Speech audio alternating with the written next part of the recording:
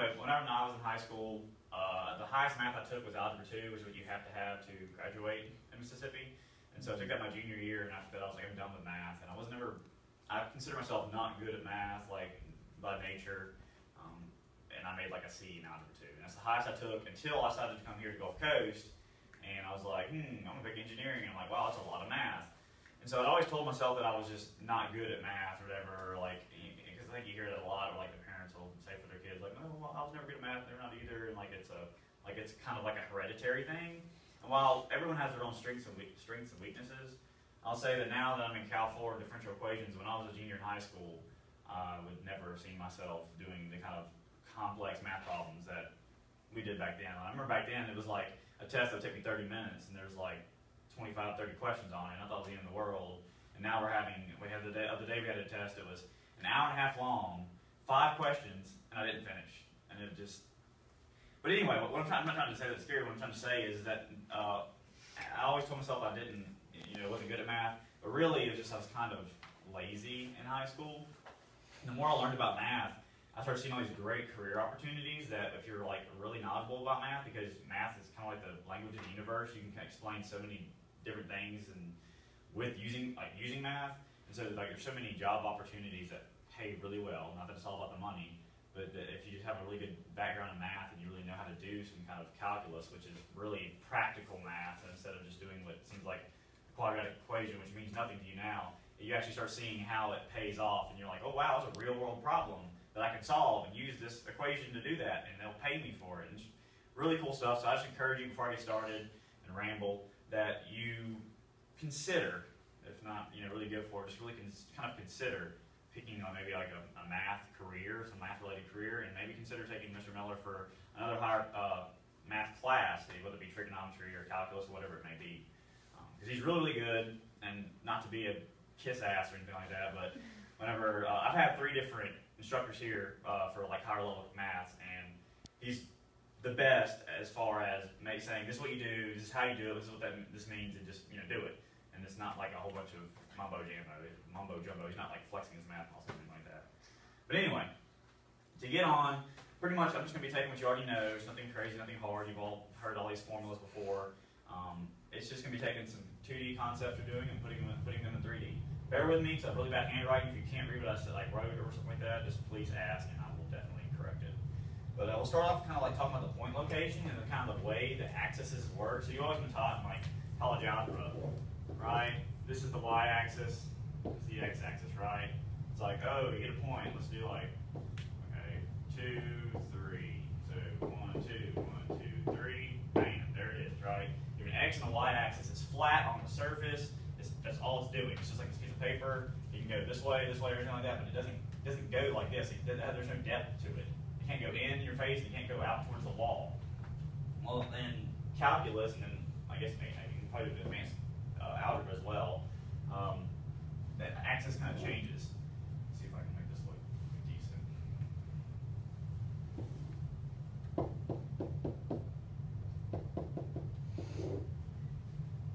I guess if you can see that's a 3-dimensional axis, you kind of have to, they kind of flip a little bit. It's like with z, x, and y.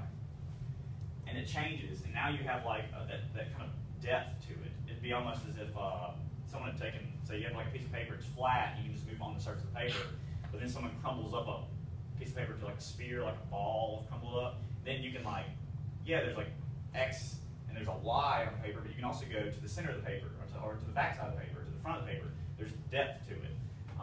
Obviously you can tell that calculus is practical math because we don't live in a 2-dimensional world, we live in a 3D world where this desk here isn't just flat. It's not just like a flat, object or a theoretical idea. There's depth to it. And so that's where we're going to kind of begin, kind of picking a point. So now instead of having just like an x and a y component, there is a, I'm sure you can guess, we'll get the word, x, y, and we call it a z component. X, y, z. It's really easy. All letters are right there in order. Let's put this down to erase.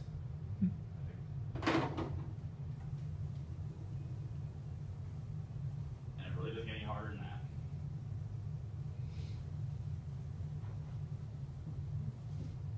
I see you're struggling now. This thing lags. Yep.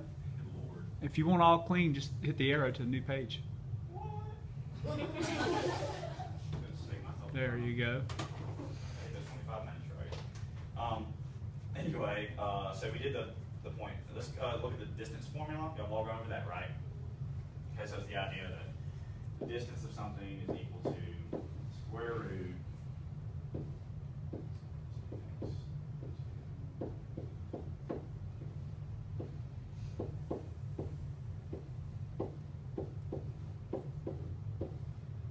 kind of comes from the concept of, or the idea, I'm sure y'all went over that, it's kind of like the hypotenuse, right? This is the length of, it's kind of like the Pythagorean theorem, you know, a squared plus b squared equals c squared. You have the length of the hypotenuse is equal to the two different sides, which you can get from these differences, squared together. So usually you find what the hypotenuse is just like that. This is how you've always done it. Well, literally when you move to 3D, this is all the only thing that you do.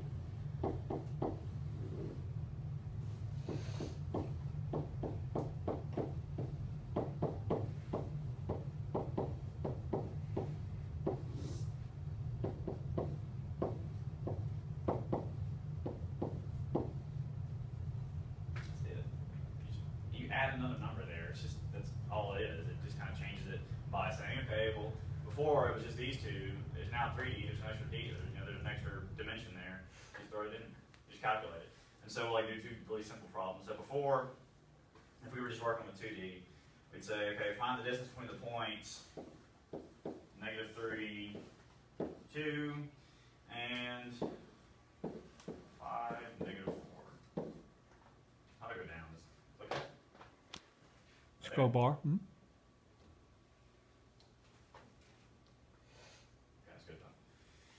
And so we just plug them in. It's kind of like plug and chug, right? So distance equals square root, say x2, 5, minus a -3 is +3 squared, plus the y component, -4 minus 2 squared. So we simplify that a little bit. 5 and 3 is 8 squared plus -6 squared. How are we going to go down further?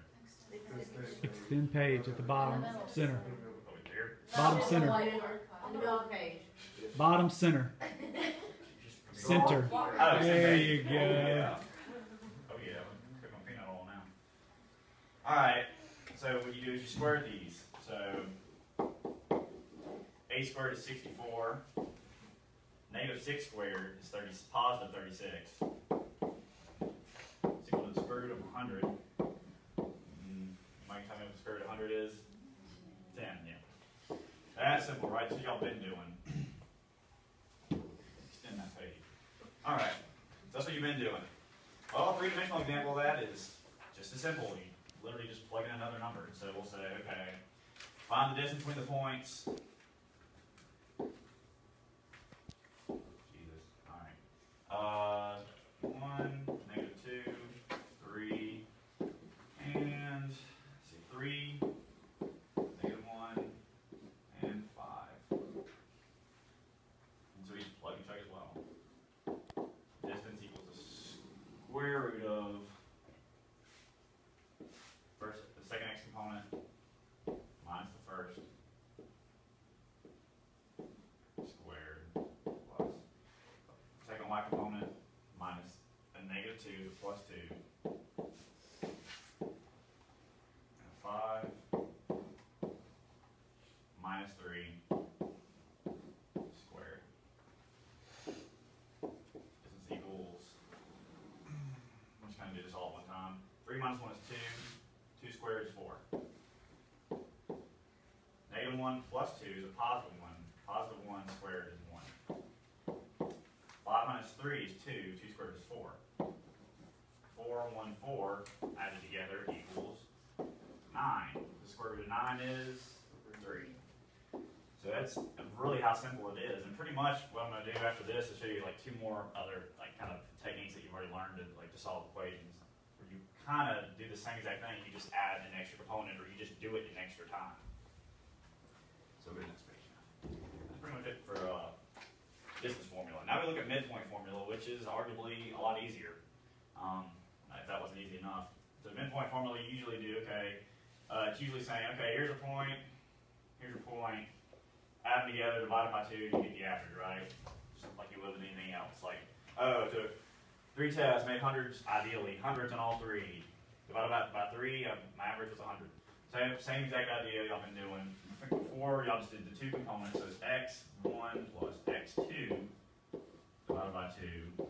This was y1 plus y2 divided by 2. So whenever you were given 2 different components, let's see.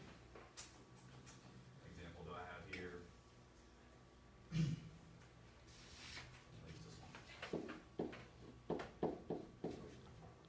For -1 and -2, 5. So we'll find the midpoints of these 2 points. So what will we do? We'd say, okay, first x1 plus the second, or x2. You get 4 plus a -2 is -2 divided by 2 because there's 2 components right there. And then -1 plus 5 divided by 2. 4 and -2 is -2 divided by 2 is -1. Or is 2 divided by 2 is 1. And then -1 plus 5 is 4. 4 divided by 2 is 2. And that's what y'all done, right? We're all familiar with that. Where's the? Okay. So all we're gonna do now is do it an extra time, just with the z components. So if I said find the midpoints of the points, let's see, 3, 2, and 1, and 7, 6, and 5. OCD. All you do is 3 plus 7 divided by 2. 2 plus 6 divided by 2. 1 plus, another row 5, yep. 1 plus 5 divided by 2. So all that equals 3 plus 7 is 10. 10 divided by 2 is 5. 2 plus 6 is 8. 8 divided by 2 is 4. And 1 plus 5 is 6. And 6 divided by 2 is 3. So you have your x component, your y component, your z component for these different x, y, and z's. Once again, it's just kind of adding an extra component there. So moving on from midpoint formula, we'll do the last thing I'm going to show you. I get it over here. It's an equation of a circle, which is still pretty easy, but just I guess you could consider it the most concept over difficult out of the 3. So it's pretty much just says that you have x minus the opposite, or minus the center point of the x squared plus y minus the center point of the x squared equals the radius squared. And that's the equation of the circle. And you got that from, here I'll remember, you did the circle, and you had the center points, and you subtracted those the center point values away from the x to get where the x actually was on the circle. That's all you're doing there, and it equals the radius squared, which once again goes back to that whole hypotenuse idea. And so all you do is, if you remember, whenever you were given what the center was, you just filled in right here. If you were taking away the center values from the x and the y, you just subtracted those. You just plug those in right there, or did the opposites of them. And so let's see. Well, that's actually the 2-dimensional one. I guess y'all can go ahead and guess what the 3-dimensional one's going to look like. It's going to be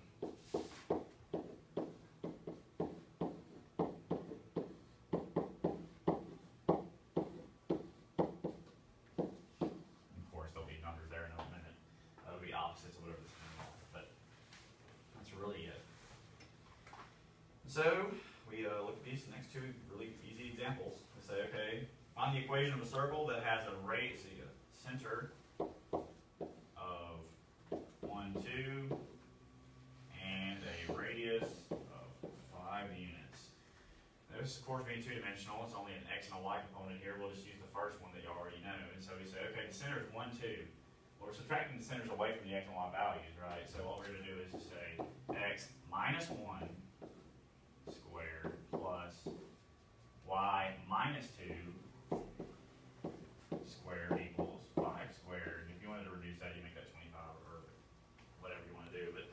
good enough for our purposes. But you see the general idea of what's going on. You've already done this, right? It's really easy.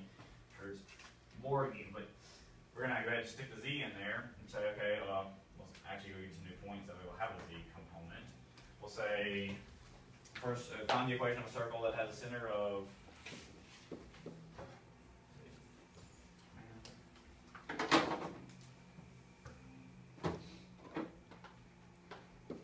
1, 2, 3. How's that for easy numbers? And a radius, again, of 5. And that's going to be the center. So all we do is plug those in. So we say, okay, x minus the x component, which is the center, or the center x, squared, plus y minus 2